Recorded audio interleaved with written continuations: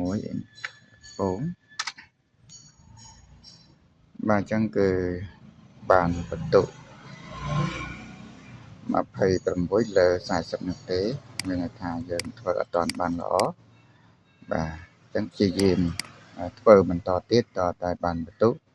35បន្ទុកឡើងទៅបានជាប់អញ្ចឹងយើងមើលទៅចម្លើយណាដែលត្រឹមត្រូវបាទគេសួរថាសញ្ញាចរាចរណ៍ផ្លូវគោករួមមានអ្វីខ្លះបាទអញ្ចឹងគឺចម្លើយត្រឹមត្រូវគឺកបាទផ្លាកសញ្ញាចរាចរណ៍មានផ្លាកសញ្ញាចរាចរណ៍ផ្លូវគោកបាទរួមមានផ្លាកសញ្ញាចរាចរណ៍ភ្លើងសញ្ញាចរាចរណ៍គំនូសចរាចរណ៍សញ្ញាបញ្ជារបស់ភ្នាក់ងារចរាចរណ៍និងសញ្ញាផ្សេងទៀតបាទអញ្ចឹងគឺចម្លើយគោជាចម្លើយត្រឹមត្រូវ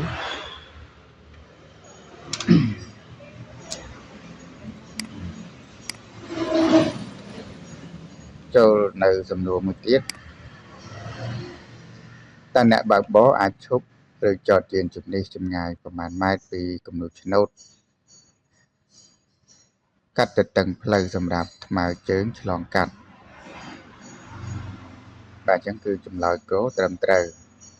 យ៉ាងតិចគឺ5ម៉ែត្រ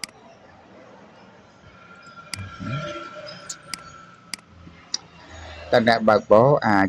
ឈប់ឬចតយានជំនិះចម្ងាយប្រមាណម៉ែត្រពីផ្លូវរថភ្លើងឆ្លងកាត់បាទអញ្ចឹងគឺចម្លើយខគឺយ៉ាងតិច20ម៉ែត្រនៅពេលយានជំនិះខូចគាំងឬត្រូវបង្ខំឲ្យឈប់ឬចតនៅលើទ្រូងផ្លូវនៅក្រៅទីប្រជុំជនតើអ្នកបើកបរត្រូវធ្វើដូចម្តេចបាទអញ្ចឹងគឺចម្លើយខត្រឹមត្រូវណាប្រើសញ្ញាភ្លើងសញ្ញាអាសន្ននិងដាក់សញ្ញាត្រីកោណចម្ងាយយ៉ាងតិច30ម៉ែត្រពីយានដែលអាចមើលឃើញយ៉ាងតិច100ម៉ែត្រពីរថយន្តខូចបាទអញ្ចឹងគឺដាក់សញ្ញាត្រីកោណ30ម៉ែត្រពីរថយន្តដែលខូចគាំងដែលយើងអាចមើលឃើញបាទ100ម៉ែត្រ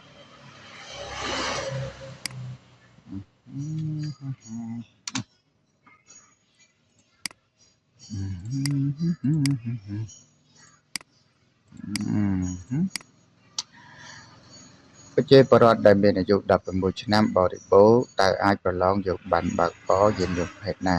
អញ្ចឹងគឺចម្លើយកគឺបានតែកមួយនោះទេនៅពេលរថភ្លើងពន្លឺសញ្ញាចិត្តមកដល់តើអ្នកបើកបរត្រូវឈប់ចម្ងាយប្រមាណម៉ែត្រពីផ្លូវរទេះភ្លើង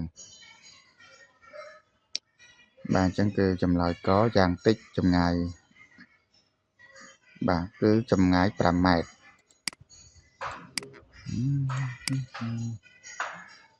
តើប្រជាពលរដ្ឋមានអាយុ18ឆ្នាំបរិបូរណ៍តើអាចប្រឡងយកប័ណ្ណបើកបរប្រភេទណាខ្លះបាទបរិបូរណ៍ណា18ឆ្នាំអញ្ចឹងគឺបានកនិងខបាទអញ្ចឹងតើរូបសញ្ញានេះមានន័យដូចម្ដេចទៅត្រឹមត្រូវអញ្ចឹងគឺចម្លើយខត្រឹមត្រូវបាទហាមចូលចំពោះរថយន្តប្រភេទដឹកទំនិញធុនធំដែលមានសណ្ដោងរមាស់បាទអញ្ចឹងគឺហាមចូលបាទប្រភេទដឹកទំនិញធុនធំសណ្ដោងរមាស់ណាយើងមើលរូបមានឃើញតសណ្ដោងណាបាទអញ្ចឹងគឺហាមចូលបាទឥឡូវនេះយើងចូលទៅដល់សិទ្ធិអត្ថិភាពបាទកូនឡានអញ្ចឹងមើលទៅលើរូបបាទកូនឡានយើងមាន3មានលេខ1លេខ2និងលេខ3តពីមើលកូនឡានហើយយើងមើលទៅលើផ្លាកសញ្ញានៅក្បែរកូនឡានគឺផ្លាកសញ្ញាមាន4ណាមានក្រហម2ហើយនិងពណ៌លឿង2បាទក្រហមនេះត្រីកោណគឺ បាទសញ្ញាបាត់សិតបាទអត់បានទៅទេអញ្ចឹងពណ៌លឿងសញ្ញាផ្ដល់សិទ្ធិអតិភិបមានសិទ្ធិទៅមុនបាទអញ្ចឹងលេខ2ទៅមុនបាទកាលណាលេខ2ទៅមុនហើយនៅសល់លេខ1និងលេខ3អញ្ចឹងលេខ3ត្រង់លេខ1បាត់បាទអញ្ចឹងគឺលេខ3ទៅមុនបន្ទាប់មកលេខ1ទៅតាមក្រោយបាទអញ្ចឹងគឺចម្លើយខត្រឹមត្រូវ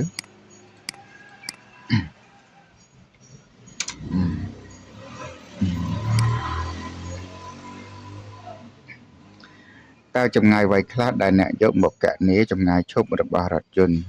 បាទអញ្ចឹងគឺចម្លើយកចម្ងាយប្រតិកម្មនិងចម្ងាយចាក់ហ្វ្រាំង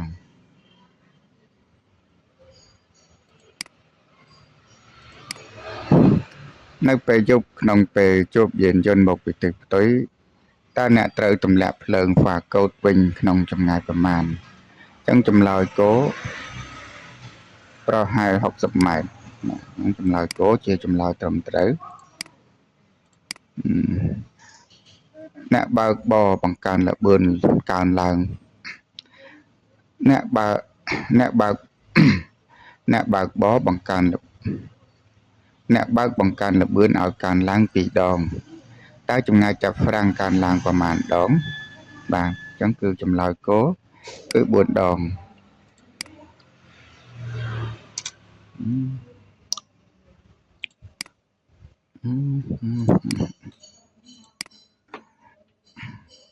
នៅរៀងរាល់ពេលមុនចេញចូលក្នុង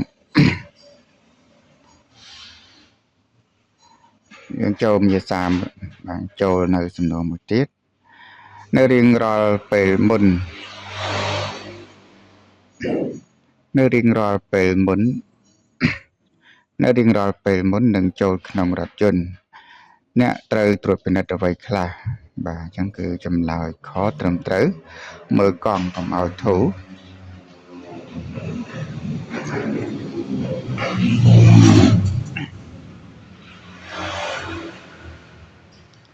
និងភ្លើងចង្កៀងត្រូវឲ្យបានស្អាតជានិច្ចតើអ្នកត្រួតពិនិត្យអ្វីខ្លះនៅត្រង់ចំណុចអាគុយបាទអញ្ចឹងគឺចម្លើយកយើងមើលកម្រិត